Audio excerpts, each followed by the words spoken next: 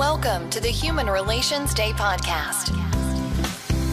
We're counting down to this special Sunday in January where we empower those in crisis so they can overcome formidable obstacles. Thanks for joining us and for supporting this important cause. Well, hey, everybody. Welcome to Human Relations Day podcast. This is the podcast where we're counting down to this very special Sunday in our church calendar. And today we're super excited to have Bishop Matthews with us. Welcome, Bishop. So glad you're here today. Thank you for having me. I wonder if we could start with, give us a bit of your story. Where are you at? Where are you at today? Who are you serving? You know, what is your piece of the United Methodist story? Be happy to. Let me just say I was elected a bishop in the United Methodist Church in 2004 in Syracuse, New York. And I have been serving now for the last 2 years here in the Baltimore-Washington area, which is known as the Washington Episcopal area. Mm-hmm.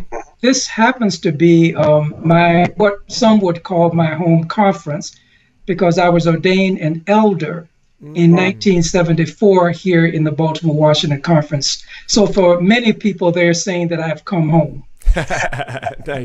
Nice to be among your people. That's a good thing for sure. Yes. Now, why don't we start? There's some people that are listening in that are unaware of kind of what Human Relations Day is. Why don't we start there? What would you say to people? You know, what is Human Relations Day? Human Relations Day offers the church and wider community an opportunity to give on that Sunday so that programs and ministries of the church that really help to do social justice ministries can take place. It is through this offering that leadership is developed throughout our church, and it is an opportunity for people to participate. Now, why would you say that churches should participate in Human Relations Day? There's a lot of special days. There's a lot of things going on in local churches. Why this one in particular? Well, let me reflect back on my journey in terms of the church. Mm-hmm. When I first heard about Human Relations Day, I was actually a student in college. And I would hear conversations at my local church about Human Relations Sunday. I really didn't understand. All I knew at that time was people were expected to bring a contribution and that the monies went to the general church and that someplace something was happening with those funds. Someplace, somewhere, something was happening to someone, who knows what. It was actually, after I graduated from college, I sought a job in New York. I was doing the Vietnam War. I went back home and I was offered a job at my local church. To my surprise, the job was being funded by dollars that were received through the Human Relations Day offering. Wow. And so then it became alive for me because I could connect with why they were asking for this money and how this money was being used, not simply outside of that congregation or that community, but that some of those funds were being returned there so that we could do ministry. Absolutely. It became very personal all of a sudden. That somewhere, someplace became you. Yes, it did. Oh, that's fantastic. So now, what other types of ministries is, the funding from Human Relations Day funding? Obviously, your original role was funded by that. What are some of the other? Give a flavor of the kinds of things.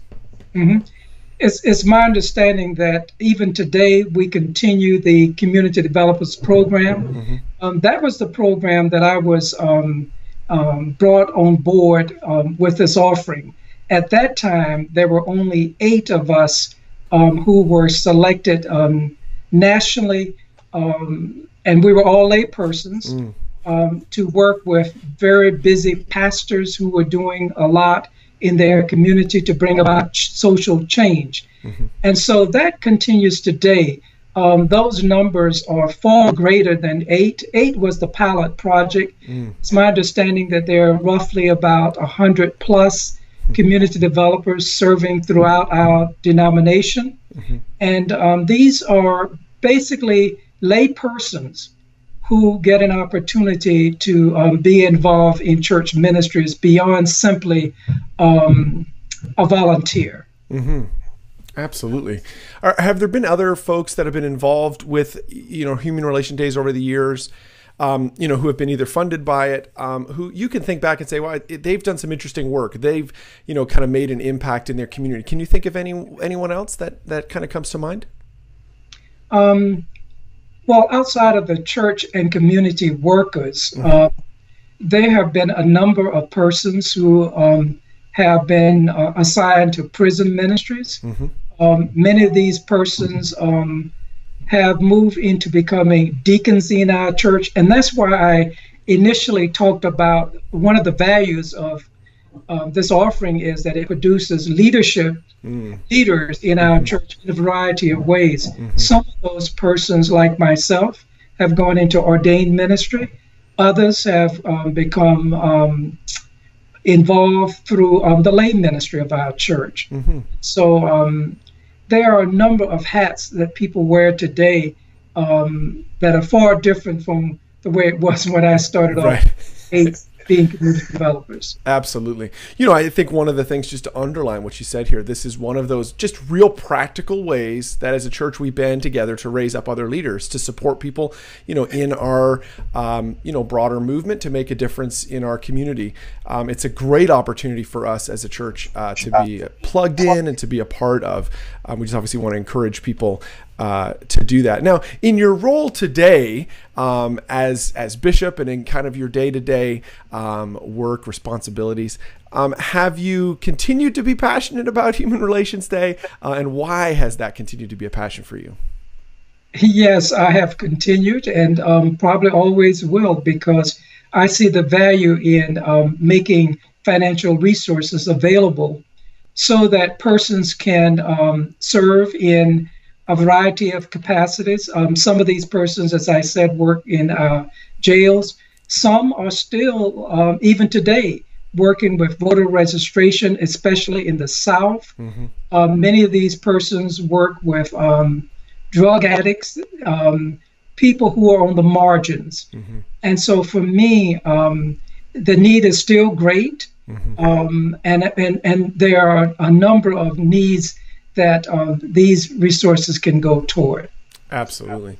Obviously, it's a real practical way for us as a church to reach out and make a difference in important issues in our community today. Yes. Now, as we wrap up, is there anything else you'd like to say? Particularly, I want you to think about people that might be listening in that are like, okay, this is another special day. I'm not sure our particular congregation wants to participate. What would you say to them, just as we wrap up? I would say, give the congregation the opportunity. Don't decide for them what they need to do, but give them an opportunity to hear about the various ministries that have happened because of Human Relations Day offering, the number of lives that have been touched throughout our globe because of persons working on behalf of the church.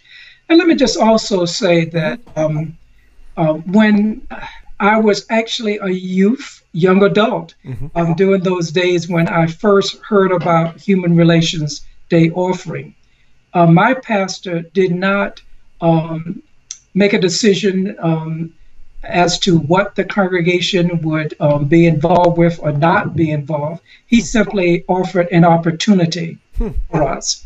I would hope all congregations would do likewise.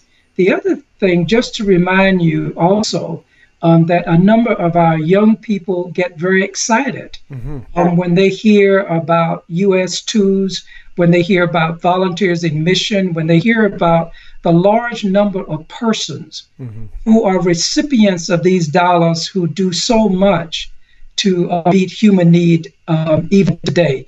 And so I can't say enough good about this offering. And I just hope that churches will give generously toward it. Nice. Well, I think that's a great encouragement there, Bishop. I really appreciate you taking time out from your busy schedule. I know you have a lot going on. So thank you so much for spending time with us today. Thank you for having me. Thank you for joining us for the Human Relations Day podcast. We want you and your church to join us for this special Sunday that supports this important cause. Drop by umcgiving.org/HRD for more information on how to get involved.